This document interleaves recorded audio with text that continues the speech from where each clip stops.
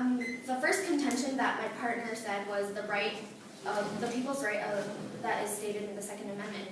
Assault weapons ban threatens Second Amendment rights. DC versus Heller proves Miller is not the controlling precedent by Warren, who is a congressman. The right of the Second Amendment, which protects the right to lawfully keep and bear arms. During the time the ban was in effect, from 1994 to 2004, there was no measurable reduction in violent crime that could be attributed specifically to the ban, and therefore the ban is not effective. Second contention was self-defense. Guns can be used to stop acts of evil in name of self-defense. Gross, chair of Calvin's Foundation, July 26, 2012. This right protected the abolitionists who took the message that slavery was evil directly into the slave states. They also protected freed men from the brutal violence of the Ku Klux Klan. Also, civil rights workers from racism and the Klan itself. The LGBT community from the evils of ignorance and hate. The mothers and daughters from rapists, merchants, robbers, and families from home invaders.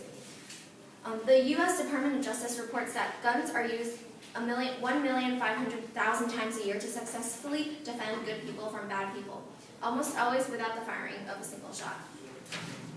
Contention 3, the ban is ineffective. The ban is ineffective for 5 reasons. This is from Legal Community Against Violence in 2005. It also was a victim of numerous compromises, unfortunate regulatory decisions, and ultimately exploitation by the gun industry. The generic definition of assault weapon requires each weapon to have 2 specified military features. However, the ATF used a test requiring only 1 specified military feature. Many firearms manufacturers redesigned their assault weapons to skirt the ban, and the ATF has not enforced this provision.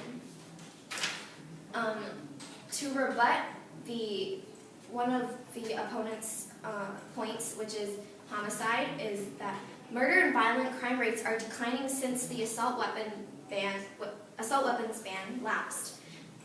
Lott, economist and author in 2005. When the federal assault weapons ban ended on September 13, 2004, gun crimes and police killings were predicted to surge. Instead, they have declined.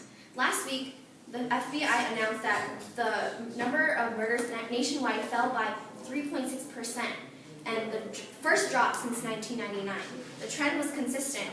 Murders kept on declining after the assault weapons ban ended. 7 states that had their own assault weapons ban saw a smaller drop in murders than the other 43 states without such laws, suggesting that doing away with the ban actually reduced the crime rates.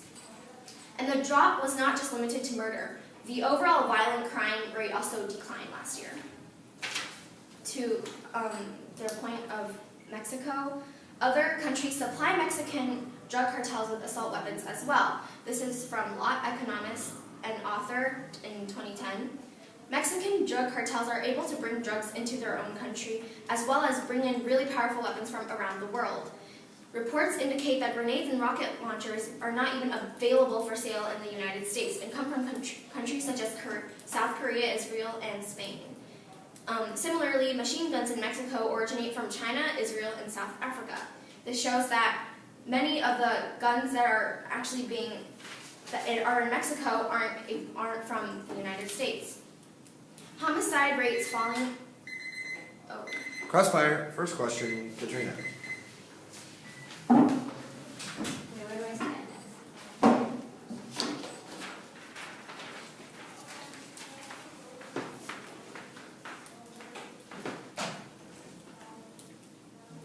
Would you agree that it's after, even if we restrict assault weapons, people will still be able to bear arms and therefore comply with the Constitution? Even after we restrict assault weapons, wouldn't we still be complying with the Second Amendment since people can still bear other arms? Yes, that is true, but if we have a terrorist attack and those terrorists have assault weapons, then to be able to defend ourselves, we have to have the similar weapons so they do not overpower us. In your, you said that we need to pass an effective ban now, and we shouldn't worry about bans that haven't been effective in the past. However, do you realize that the question that we are debating right now is the renewal of the previous ban? Yes, I realize that, but we're talking about,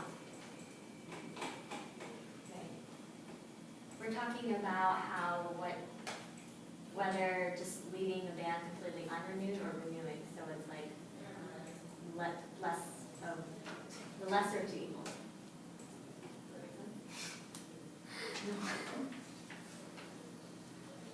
Another question, Katrina. You said that murder has decreased since the ban ended, but isn't it possible that murder could just be generally decreasing? Yes, but there are statistics that say that specifically gun murder rates have been decreasing.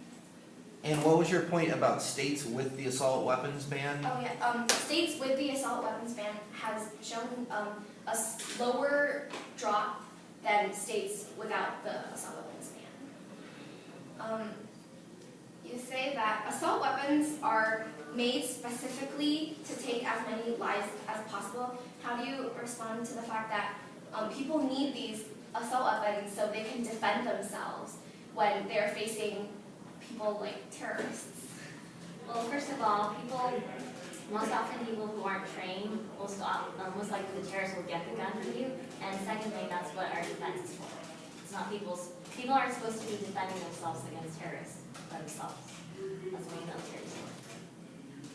So, you said that other countries are still selling to Mexico guns. However, isn't it true that if we take away this source of the United States as a source to sell guns to Mexico, the trade would still decrease, the number of guns that are traded would still decrease? No, because Mexico